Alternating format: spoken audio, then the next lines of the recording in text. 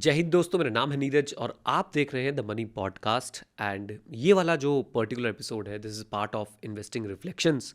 और आज मैं आपके साथ एक ऐसी बात शेयर करने जा रहा हूँ, एक कोट आपके साथ शेयर करने जा रहा हूँ जो मेरे दिल के बहुत ज़्यादा करीब है। और मुझे लगता है कि this is one of the best learning I ever had. Right, मतलब इससे अच्छी बात मुझे सीखने को आज तक इन्वेस्टिंग में नहीं मिली है। और मैं चाहता हूँ कि आपसे रिक्वेस्ट करता हूँ कि आप लोग इसे सुने, समझे, नोट्स बनाए और कमेंट बॉक्स में अपनी समरीज, अपने नोट जो है वो शेयर करें।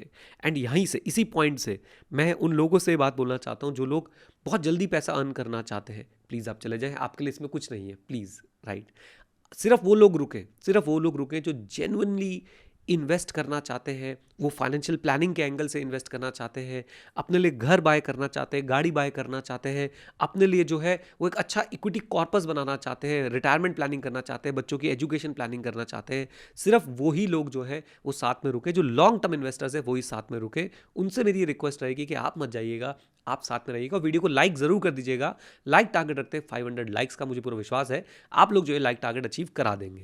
राइट, तो शुरुआत करते हैं। और ये कोट किसका है मैं आपको बता दूं। तो चलो पहले मैं आपको कोट बताता हूं, आप लोग पहचानेंगे कोट किसका है। Your goal as an investor should be simply to purchase at a rational price a part interest in an easily understood business. मैं यहां तक रुकता हूं, मैं पहले इसको जो समझाने की कोशिश करता हूं। आपका गोल एज एन इन्वेस्टर क्या होना चाहिए? आपका गोल एज एन इन्वेस्टर ये होना चाहिए कि आप परचेज करें एक सही प्राइस पे, एक सही वैल्यूएशन पे, एक बिजनेस में एक हिस्सेदारी, अ part interest in an easily understood business. यानी ऐसे बिजनेस में आप एक हिस्सेदारी सही प्राइस पे बाय करें जो बिजनेस आसानी से समझ आता हो। ये एक वैल्यू इन्वेस्टर की निशानी है। वैल्यू इन्वेस्टर्स सबसे पहले बिजनेस को देखते हैं कि बिजनेस इजीली अंडरस्टैंडेबल है या नहीं है, और अगर वो बिजनेस इजीली अंडरस्टैंडेबल होता है तो वो उस बिजनेस को परचेज करते हैं। राइट, लेकिन परचेज करते समय वो एक चीज ध्यान रखते हैं, वो है वैल्यू। राइट, और यहां पे कॉन्सेप्ट आता है मार्जिन ऑफ सेफ्टी का। मार्जिन ऑफ सेफ्टी सिंपली क्या बोलता है? मार्जिन ऑफ सेफ्टी सिंपली ये बोलता है कि अगर एक स्टॉक का रियल प्राइस यानी कि एक्चुअल वैल्यू जो उसके होनी चाहिए, वो मान लीजिए 500 रुपये की चल रही है और मार्केट में वो स्टॉक जो है वो 1200 रुपये का चल रहा है, तो वो स्टॉक महंगा है, आपको नहीं खरीदना है। जबकि अगर उसकी रियल वैल्यू 500 है और वो मार्केट में आज की डेट में 300 रुपये का चल रहा है, 200 रुपये का चल रहा है, 100 रुपये का चल रहा है, तब सही समय है उस स्टॉक को बाय करने का, प्रोवाइडेड दैट बाकी सारी कंडीशंस भी जो है वो सेटिस्फाइड है। अभी बाकी सारी कंडीशंस क्या होती है आपके साथ डिस्कस करूंगा।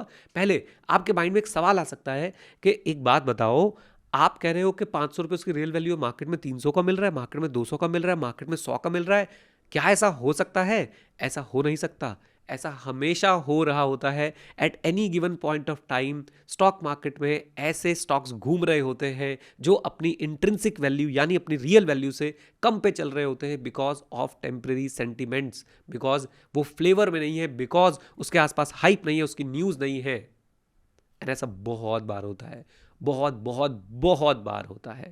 राइट, चलिए मैं स्टॉक्स के नाम लेने से अपने आप को रोकता हूं, क्योंकि मैं नहीं चाहता मैं किसी भी तरह के लीगल इश्यूज़ में फंसूं, या मैं किसी को इनडायरेक्टली इशारा कर पाऊँ, इनडायरेक्टली मेरे से इशारा ना हो जाए कि यार ये स्टॉक बाय कर लेना चाहिए। इसलिए मैं स्टॉक्स का नाम लेने से हमेशा बचता हूँ। बहुत स्टॉक्स ऐसे थे जिनको लोग, जिनके मीम बनाया करते थे, जिनका मजाक उड़ाया करते थे, उनकी इंट्रिंसिक वैल्यू जो है बहुत हाई थी, लेकिन वो अपनी मार्केट प्राइस अगर उनका देखा जाए तो बहुत कम था। यानी वहाँ पे मार्जिन ऑफ सेफ्टी प्रेजेंट था। और आपको भी एज अ इन्वेस्टर हमेशा वही स्टॉक्स ढूंढने चाहिए जिनका अंडरलाइंग बिजनेस आसानी से आपको समझ आए और उसमें ज़बरदस्त मार्जिन ऑफ सेफ्टी हो। अच्छा, मैं लाइन को आगे बढ़ाता हूं। So your goal as an investor should be simply to purchase at a rational price a part interest in an easily understood business whose earnings are virtually certain to be material. Now this is very important, whose earnings are virtually certain to be materially higher 5, 10 and 20 years from now. यानी कि आपने ऐसे businesses सही price पे खरीदने हैं जिनमें आपको दिख रहा हो कि इनकी अर्निंग जो है आने वाले 5 साल, 10 साल, 20 साल में बहुत ज़्यादा बढ़ सकती है, बहुत ज़्यादा बढ़ सकती है। यानी उनके अर्निंग्स में आपको साफ साफ ग्रोथ नज़र आ रही हो आने वाले 5, 10, 20 साल के अंदर। राइट, आई थिंक इससे ज़्यादा इंपॉर्टेंट बात हो नहीं सकती। आगे लिखा है, over time you will find only a few companies. Over a period of time, आपको आने वाले शायद 20, 30, 40 साल में, जितने साल भी आप लोग इन्वेस्ट करने वाले हैं, you will only find a few companies that meet those standards.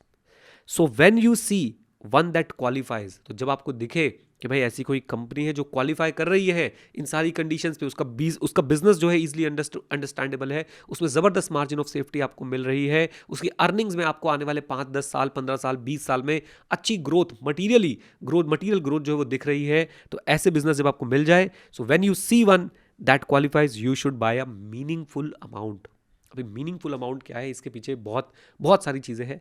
जब आपको ऐसा कोई बिजनेस मिल जाए ना जो ये कंडीशन को सेटिस्फाई कर रहा है, उस केस में आपको एक बहुत बड़ा अमाउंट जो है परचेज करना चाहिए उस बिजनेस में। जितना आप पैसा लगा सकते हो उतना पैसा लगाना चाहिए उस बिजनेस के अंदर। यहाँ पे एक इंपॉर्टेंट बात है, हमें जब ऐसे बिजनेस मिल भी जाते हैं ना, तो हम सिर्फ क्या करते हैं, हम सिर्फ उसमें एक बहुत छोटा सा पैसा डालते हैं। मेरे साथ ऐसा हुआ है, खुद के साथ ऐसा हुआ है। मुझे एक कंपनी मिली बहुत अच्छी, अगर मैं उसका नाम नहीं लूँगा, राइट। वो मान लीजिए कि लग्जरी सेगमेंट को जो है वो टारगेट करती थी। अब लग्जरी सेगमेंट को टारगेट करती थी, मुझे बहुत अच्छे उसके फंडामेंटल्स लगे, मैंने उसको स्टडी किया, राइट। लग रहा था अर्निंग्स अच्छी जाएंगी, सिंपल बिजनेस मॉडल समझ में आया, पैसे लगाए, लेकिन बहुत सब्सटैंशियल पैसे नहीं लगाए, राइट।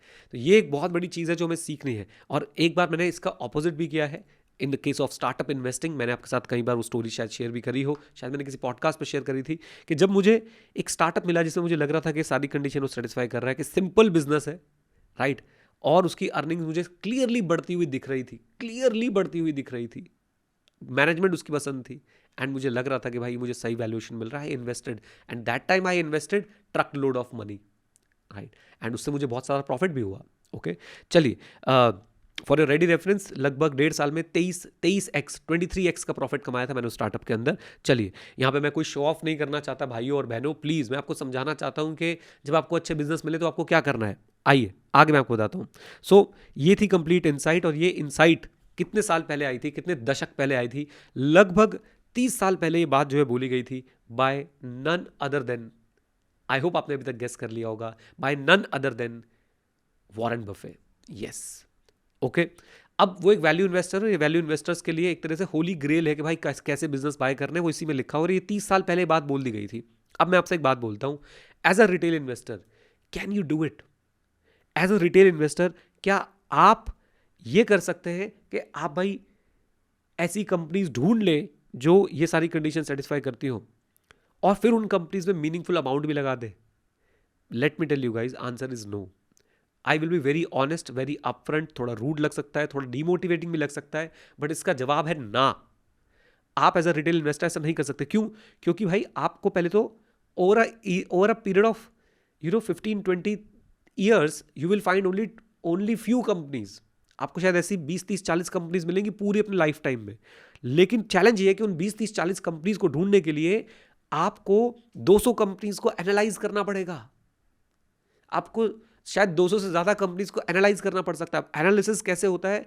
आपको उस कंपनी का पूरा हिस्ट्री, सिविक्स, ज्योग्राफी सब पता होना चाहिए, उसके मैनेजमेंट के बारे में, उसके फाइनेंशियल्स के बारे में, और उसका ट्रैक रिकॉर्ड क्या रहा है अभी तक का, उसके प्रोडक्ट, सर्विसेज, डेटर, क्रेडिटर्स, बहुत सारी चीज़ें जो है आपको पता होनी चाहिए। एंड प्लीज़ इस बात को समझे, आप और मैं जो अपने किसी और काम में ऑक्यूपाइड है, जो अपने किसी और प्रोफेशन में ऑक्यूपाइड है, फॉर एग्जाम्पल आप में से बहुत सारे लोग doctor, IT engineer, chartered accountant, architect, interior designer, right, IT professionals, बहुत डिफरेंट प्रोफेशन में आप लोग हो सकते हैं।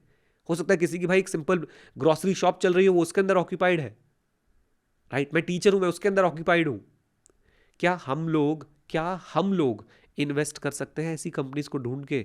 बिलीव मी, बहुत बहुत रेयरेस्ट ऑफ रेयर चांस है कि हम लोग ऐसा कर पाएंगे। अब इसका मैं आपको एक सिंपल सरल तरीका बताता हूं, और सिंपल सरल तरीका क्या है? इसका सिंपल सरल तरीका यह है कि आप सिंपली म्यूचुअल फंड्स ढूंढें ऐसे जो इस प्रिंसिपल को फॉलो करते हो। अब यही एक चैलेंज है कि ये म्यूचुअल फंड्स हम लोग ढूंढें कैसे। उसके लिए आपको थोड़ी पढ़ाई करनी पड़ेगी, थोड़ी बहुत चीज़ें जो है आपको डीप डाइव करनी पड़ेगी, आपको समझना पड़ेगा एक म्यूचुअल फंड के बिहेवियर को। लोग बोलते हैं अल्फा देख लो, बीटा देख लो, ये देख लो, वो देख लो, फलाना देख लो।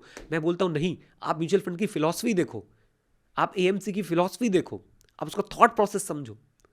And when you will understand their thought process, when you will understand their philosophy, आप देख पाएंगे क्या वो इसी तरह के स्टॉक्स में इन्वेस्ट करते हैं कि नहीं करते हैं, या फिर वो भाई बस ग्रोथ को चेज कर रहे हैं एट एनी कॉस्ट। तो ये चीज़ें जब आप समझेंगे, ये चीज़ें जब आपको समझ में आएंगी, then only then you will be able to invest in great mutual funds. और वो ग्रेट म्यूचुअल फंड्स आपका पैसा इन्हीं प्रिंसिपल्स पे आगे इन्वेस्ट करके आपके लिए वो पैसा ग्रो करेंगे, जिससे आप अपने फाइनेंशियल गोल्स अचीव कर पाएंगे। अच्छा, यहाँ मैं एक बात आपको बता दूं कि मैं भी म्यूचुअल फंड्स के बारे में पढ़ाता हूँ। म्यूचुअल फंड्स के बारे में, पर्सनल फाइनेंस के बारे में, क्रेडिट कार्ड्स के बारे में, जो भी मेरे पास नॉलेज है वो सारी चीज़ें मैं पढ़ाता हूँ। मेरा खुद का एक अच्छा बड़ा म्यूचुअल फंड का पोर्टफोलियो है। मैंने लगभग अपना 90% इन्वेस्टमेंट जो है वो म्यूचुअल फंड्स में कर रखा है। 90% से भी ज़्यादा इन्वेस्टमेंट मैंने म्यूचुअल फंड्स के थ्रू ही कर रखा है। राइट, अगर आप मुझसे सीखना चाहते हो तो उसके लिंक्स आपको नीचे कमेंट्स में मिल जाएंगे, डिस्क्रिप्शन मिल जाएंगे, आप लोग उसे चेकआउट कर सकते हैं। बट ज़रूर ये आपने करना है कि आपने म्यूचुअल फंड्स के थ्रू इसी फिलॉसफी को फॉलो करते हुए इन्वेस्ट करना है, लंबे समय के लिए इन्वेस्ट करना है और वेल्थ क्रिएट करनी है ज़बरदस्त। राइट, एंड एक चीज़ मैं आपसे चाहता हूँ, अगर आप यहाँ तक पहुँचे हैं, एक जेन्युइन फीडबैक इस तरह के एपिसोड्स के लिए जहाँ पे बिल्कुल रॉ मैंने एक एक पीस ऑफ नॉलेज जो मुझे बहुत अच्छा लगता था, मैंने उस पीस ऑफ नॉलेज को आपके साथ शेयर करने की कोशिश करी with my own insights and comments. Right, आप मुझे बताइए आपको ये कैसा लगा। अगर आप बताते हैं और आपको अच्छा लगा है, लोग और सुनना चाहते हैं, तो मैं ज़रूर इस पे आपके साथ और चर्चा करूंगा। Right, with this note guys, thank you very much, stay connected, stay head, जय हिंद। और हाँ मित्रों, सीखते रहें, क्योंकि सीखना शुरू तो जीतना शुरू, and keep investing. All the best, God bless you.